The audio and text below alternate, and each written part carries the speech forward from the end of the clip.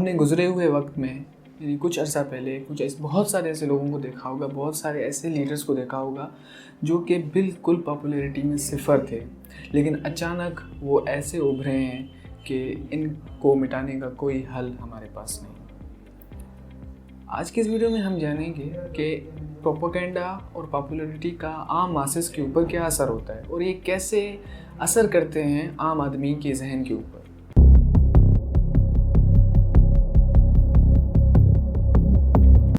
Popularity اور propaganda کا صرف ایک رول ہے کہ جتنا آپ ویزیبل ہوں گے، یعنی جتنا آپ دکھائے جائیں گے، جتنا آپ سنے جائیں گے، آپ اتنے ہی لوگوں کے دماغوں کے اوپر اثر کریں گے اگر آپ معیشت اکنومی سے ریلیٹڈ ہیں تو، کیونکہ عام آدمی کو ایک اچھی معیشت چاہیے، تو اس وجہ سے وہ آپ کی بات سنے گا۔ اب یہ جو لوگ جو پچھلے 20-25 سالوں سے سنے گئے ہیں، دیکھے گئے ہیں، انہوں نے ہماری گفتگو کا معیار اتنا نیچا کر دیا ہے، یعنی ہماری گفتگو کے معیار کو اتنا گرا دیا ہے کہ ہمارے پاس مطلب کہ کسی بھی بحث میں گالیوں کے سوا کچھ نہیں رہ بچا۔ ہم چھوٹی سی کوئی بحث ہو، ہم گالیوں کے اوپر اتر آتے ہیں اور ہم ایک دوسرے کو گالیاں دے کے اور معاملے کو رفع دفع کر دیتے ہیں، لیکن ہماری بحث کو ایک سیر اصل بحث ہونا چاہیے جو کہ علم کا ایک ایکسچینج ہو، ایک تبادلہ ہو، ایک ذریعے سے دوسرے دماغ کے اندر، یعنی ایک دماغ سے دوسرے دماغ کے اندر جو علم منتقل کرے اس چیز کو بحث کہتے ہیں، لیکن ہم نے اپنی بحث کا معیار اتنا گرا دیا ہے کہ ہمارے پاس گالیوں کے سوا کچھ نہیں بچا۔ اس تناؤ کے جو ذمہ دار ہیں وہ بھی وہی لوگ ہیں جو 20-25 سالوں سے دیکھے گئے ہیں اور سنے گئے ہیں اور جن کی بات کو ویلیو دی گئی ہے۔ پھر یہ ہوا کہ ان سے انسپائر ہو کر کسی اور بندے نے بھی گالی دینا شروع کر دی اور گالی بیچنا شروع کر دی کہ اگر یہ بندہ گالی دے کے آگے بڑھ رہا ہے تو میں اس سے بڑی گالی دے کے آگے بڑھوں گا اور مشہور ہو جاؤں گا اور لوگوں کے دماغوں کے اوپر اثر کر دوں گا۔ اب ایک دوسرا سوال ہمارے ذہن میں اٹھتا ہے کہ ماسز ہپنوٹائز کیسے ہو جاتے ہیں؟ یعنی ماسز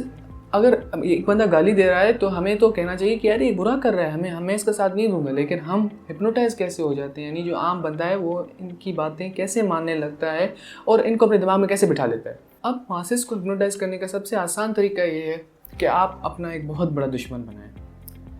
ایک بہت بڑا دشمن بنائیں اور پھر خود کو بہت زیادہ مظلوم بنائیں، لاچار بنا دیں۔ اب جو لوگ آپ کی طرف آئیں گے وہ اس وجہ سے نہیں آئیں گے کہ آپ میں کوئی قابلیت، انہوں نے آپ میں کوئی قابلیت نہیں دیکھی، وہ صرف اور صرف اس وجہ سے آئیں گے، وہ آپ کے بڑے دشمن کی وجہ سے آپ کے پاس آئیں گے، کیونکہ وہ اس کے دشمن ہیں جو آپ کا دشمن ہے۔ وہ کہتے ہیں کہ دشمن کا دشمن دوست ہوتا ہے، یہاں پہ بھی وہی بات ہے۔ اسی طرح پھر کوئی اور بندہ یہ کام کرے گا۔ اب جتنا بڑا دشمن آپ بنا سکتے ہیں اور جتنا لاچار اور معصوم خود کو دکھا سکتے ہیں آپ دکھائیں، دیکھتے ہی دیکھتے آپ مشہور ہو جائیں گے، لوگوں کی ہمدردی سے ملنے لگیں گے۔ یہی رول ہوتا ہے کہ کیسے ماسز ہپنوٹائز کرتے ہیں۔ اب اس کو تھوڑا تفصیل سے سمجھتے ہیں۔ اب کسی بھی معاشرے کو لیڈ کرنے کے دو ذریعے ہوتے ہیں۔ پہلا ذریعہ یہ ہوتا ہے کہ کسی بھی معاشرے کے اندر جو موجود مسائل ہیں ان کا آپ حل بتائیں اور پھر لوگوں کو لیڈ کریں، تو پھر آپ لوگوں کو لیڈ کریں۔ لیکن بدقسمتی سے ہمارے ملک میں ابھی تک ایسا بندہ نہیں جو مسائل کا حل بتا سکے۔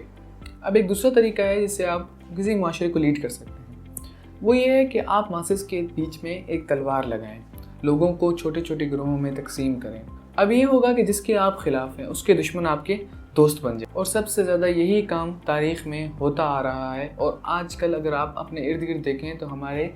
ماحول میں بھی آج کل صرف اور صرف یہی ہو رہا ہے کہ لوگوں کو نفرت پھیلا کے، نفرت کا چورن بیچ کے لوگوں کو ڈیوائیڈ کر دیتے ہیں۔